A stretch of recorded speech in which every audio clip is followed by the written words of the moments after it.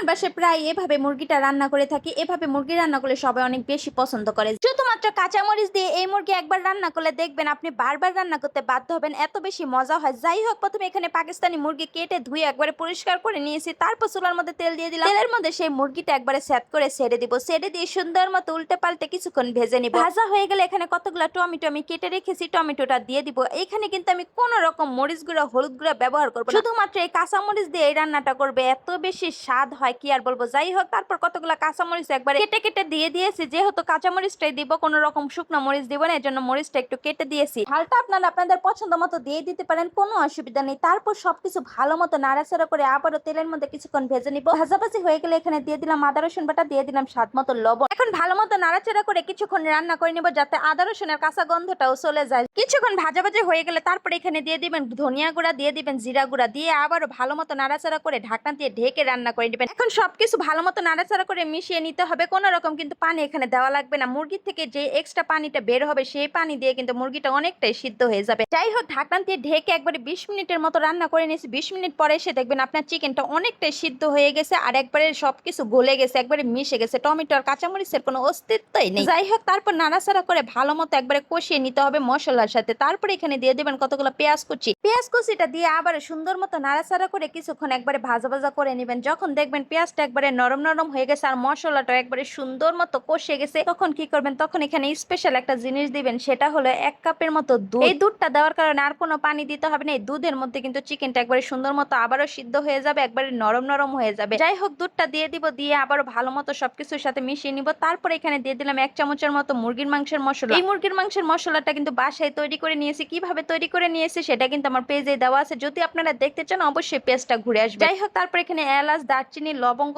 আর দিয়ে দিলাম একটা তেজপাতা, দিয়ে সুন্দর মতো আবারও নাড়াচাড়া করে নিলাম। সবকিছু ভালো মতো নাড়াচাড়া করে আবারও ঢাকনা দিয়ে ঢেকে একবারে 10 মিনিট রান্না করে নিয়েছি। 10 মিনিট পরে এসে দেখবেন একবারে সবকিছু ভালো মতো শুকিয়ে শুকিয়ে গেছে, ঝোলটা একবারে মাখো মাখো হয়ে গেছে, তেল তেল ভেসে উঠেছে। আপনার চিকেন রান্না কিন্তু কমপ্লিট। দেখতে যেমন সুন্দর, এটা খেতেও কিন্তু অনেক বেশি মজা। আর এটা ঝোলটা যে এত বেশি মজা, একবারে ভাত খেতে পারবেন পেট ভরে। তারপর এখানে দিয়ে দিলাম একটু ভাজা জিরার গুঁড়া, দিয়ে আবারও নাড়াচাড়া করে একবারে মাখো মাখো করা অবস্থায় চুলা থেকে নামিয়ে নিব। এভাবে মুরগির মাংস রান্না করলে দেখবেন গরম গরম ভাতের সাথে অনেক বেশি মজা লাগে। যাই হোক, আজকের মতো এই পর্যন্ত। ভিডিওটি ভালো লাগলে লাইক কমেন্ট শেয়ার দিতে কিন্তু একটুও ভুলবেন না। দেখা হবে নেক্সট কোনো ভিডিওতে। আল্লাহ হাফেজ।